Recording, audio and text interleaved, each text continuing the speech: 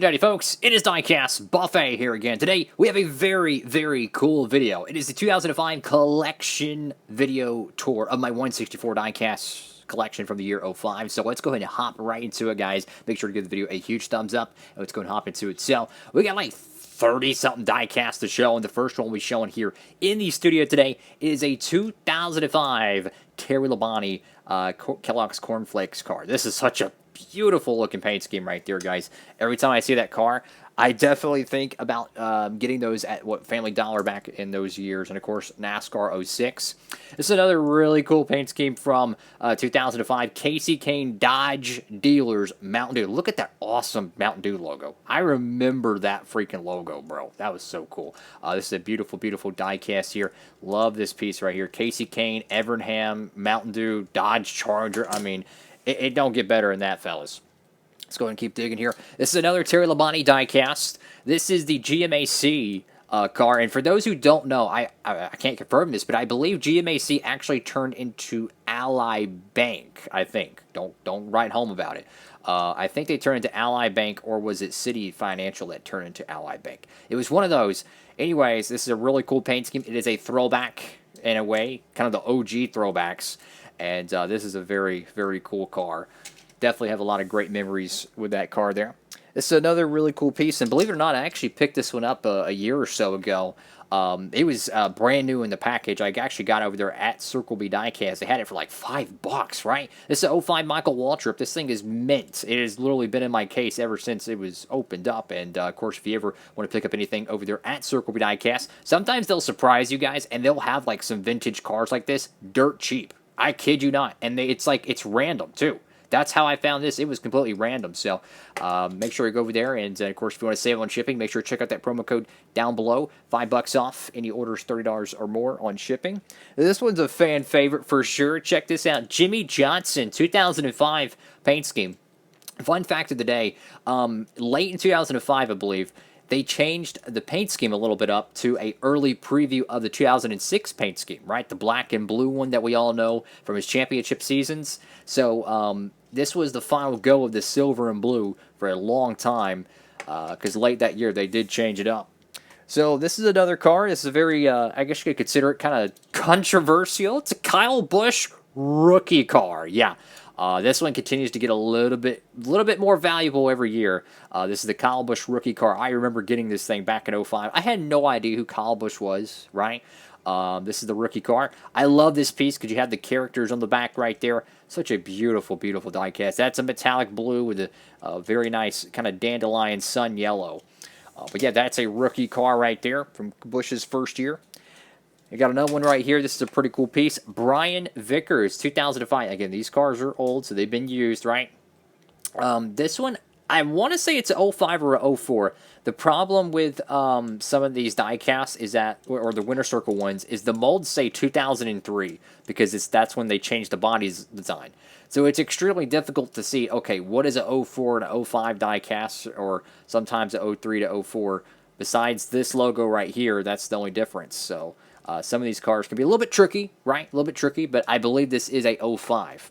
I freaking love the 2005 season. That was one of my heaviest years of collecting, and I loved it, man. This is another super forgotten paint scheme and one of the coolest Harvick diecasts ever. I believe this ran at the 05 Brickyard 400, and this is a RCR 20th anniversary car. And it shows... let me zoom in on this. Let me get a clear focus for y'all. This says winter 1995. That's when Dale Earnhardt won the Brickyard 400. And then, of course, 2003, Kevin Harvick won the Brickyard, which the 03 Brickyard was, I would say 03 and 04 were like the last two, like, super Brickyard 400s because, I mean, the crowds there were just... I want to say in some of those years, the crowds were bigger at the Brickyard race than they were for the Indy 500. I want to say. This was a very awesome program that Valvoline had with Jamie McMurray in 05. They had like 5 different retro paint schemes, right? And this is one of them. Of course, me being a Texan, and actually, you know, I got to see Jay McMurray's car here in my local hometown back in 04, so it was really cool to get this diecast there. I don't think McMurray was there, but I actually got to see, I believe his 04 paint scheme. and they had some Ricky Rudd merchandise there. It was really cool when we had a Texaco station downtown. That was a great memory there. It's the 05 Joe Nemechek Army paint scheme, different than the 04 one. Of course, he did pick up, I believe, his final Cup win in 04 at Kansas in that paint scheme. It's a little bit different. And I have another one of these, what am I thinking? Terry Labonte Kellogg's 44 car. Such an iconic paint scheme. I still think Kyle Busch should do a throwback to that 44 car. I'm just saying, man. Or maybe the 90s paint scheme that won the championship. This one I remember very vividly getting it, I think, for Christmas 05, maybe 06. I have a hauler for this. And to me, this is... If we were talking about Diecast of the Year, the best paint scheme, no doubt about it, this Jeremy Mayfield 05 Mountain Dew Pitch Black 2 with silver, purple, kind of a Halloween green with a dark black paint job on a Dodge Charger. I mean, this is the stuff like the Instagram designers come up with, like these crazy, like amazing fantasy paint schemes. No, that's actually a real car. It's one of my all-time favorite paint schemes. This is the Iron Man Terry Labonte paint scheme here. Notice there's actually a Pizza Hut logo here, which I thought was really cool how they had that. And there's a Texan logo or a Texas logo there, which is really cool. I'm not sure if this is for they just ran just to run it, or he actually broke the Iron Man record in 05. I'm not sure. Because he kind of went part-time in 04, right? And he kind of went part-time in 05 and 06, so I'm not really sure the true backstory to that. I have another one right here, Dietech.com Home Loans. And if I remember correctly, this is the same sponsor that came on board with Kevin Harvick in 2015 and 2016. Dietech, the blue car, I believe that's the same sponsor. Tell you what, let's actually back up the camera a little bit here so you can really see some of these diecasts here in the studio. A lot of people are going to remember this car. 2005 Scott Riggs Herbie fully loaded Valvoline Chevrolet. Now, what makes this car so cool is this was produced on the Action/Winner Circle mold. Most of the Scott Riggs stuff, unfortunately, got produced on the Racing Champions mold, which is the cheaper one. So that was really cool to see them get a premium release there. I've been told this is a very rare car right here. The Robbie Gordon 2005 Fruit of the Loom car. Now, this, unfortunately, is produced on the Racing Champions mold. And you can see the tire is very messed up here. And one thing that I never noticed, or at least I forgot, this actually has a metallic paint job to it, which is very unusual for a more of a kind of an economy diecast, a cheaper version, to actually have a metallic finish. That is really, really cool. This is another forgotten paint scheme. This is the Coors Light Bill Elliott. Yes, a Bill Elliott car. I remember picking this one up. Now, the spoiler's very chipped, but good thing is this is a black spoiler. I could actually fix that really easily. And this is a white, base coat right here on the corners. I could fix that. Nonetheless, I mean, this is such a beautiful car. This is an OG throwback car. Same paint scheme, same sponsor. Great, great looking paint scheme. Now, here's another 25 car I have here in the studio. This is a Brian Vickers. You can see the roof, or not the roof, but the hood logo says Dietech here, and this one says GMAC. So again, I don't know if they're 04 cars or they're both 05. I believe they're both 05. A lot of people are going to remember this one, and I smell a throwback coming down the pipeline with this one, fellas. This is the 2005 Dale Earnhardt Jr. Oreo Ritz Chevrolet Busch car. 81 car, I believe that's on NASCAR 06. It's another really, really cool paint scheme here. 2005 Dale Jarrett. No, it's not a Christmas car. No, it's not Shrek. It is the Toys for Tots UPS car here. I love this paint scheme. Very, very cool.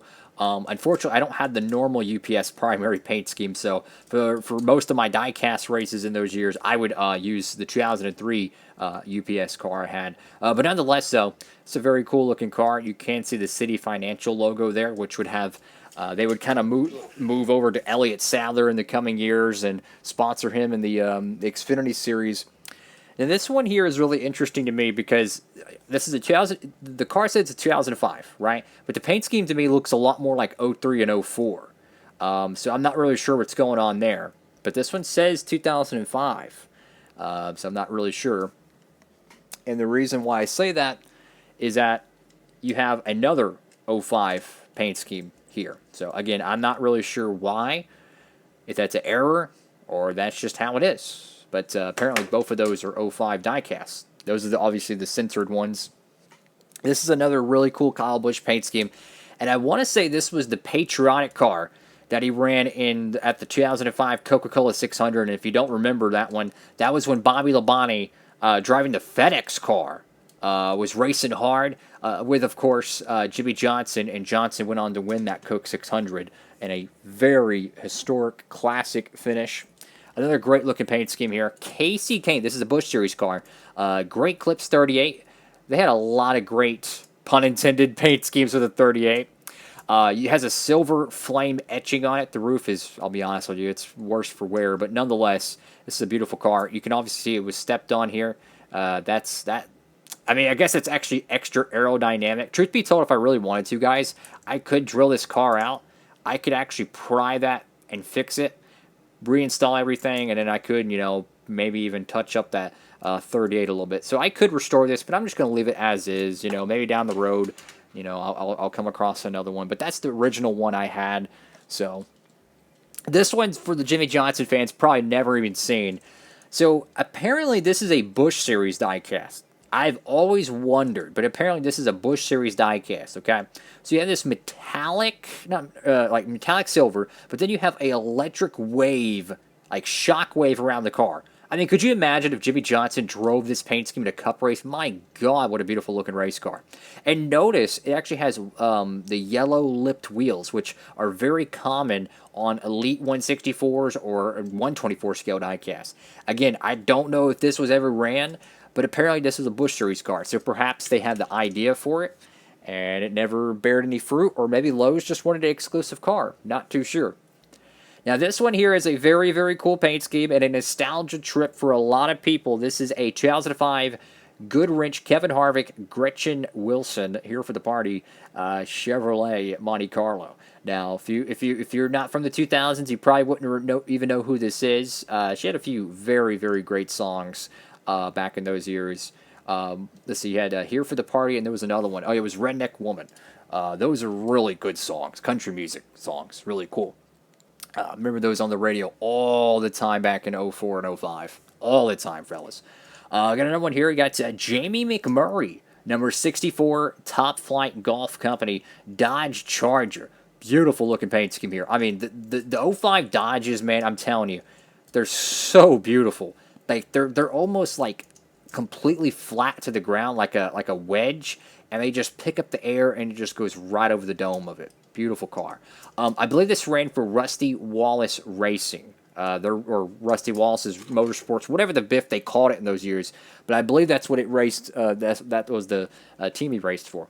Now here's a very iconic paint scheme that truly needs a Kevin Harvick Cup Series throwback. They did do a throwback in the Truck Series in 2021. Metallic silver, Kevin Harvick, Goodwrench. Beautiful, beautiful looking car right here, guys. So iconic. In my opinion, probably the greatest Kevin Harvick paint scheme ever, perhaps. And this one right here, I did a few videos on this. I haven't finished that video series yet. It's a restoration on this car here. I actually the spoiler chipped on it, and I'm working on it. But this is the 2005 Scott Riggs diecast. What a beautiful looking diecast this is. Imagine if you're going to do a throwback, if Alex Bowman's going to do a Valvoline looking paint scheme, why can't they just do this paint scheme with the Ally colors? I think that would have been really cool. I don't know. I want to see more Valvoline throwbacks like this and Johnny Benson and Scott Riggs from like 04 than see the same Mark Martin paint scheme completely done every year. It's a great paint scheme, don't get me wrong, but Valvoline has had like 1,000 different paint schemes. You know what I'm saying? Even like the 2000 Mark Martin paint schemes, the year 2000 Valvoline cars, they're fantastic. There's so many better paint schemes that they can do instead of choosing the same exact wrap every single year.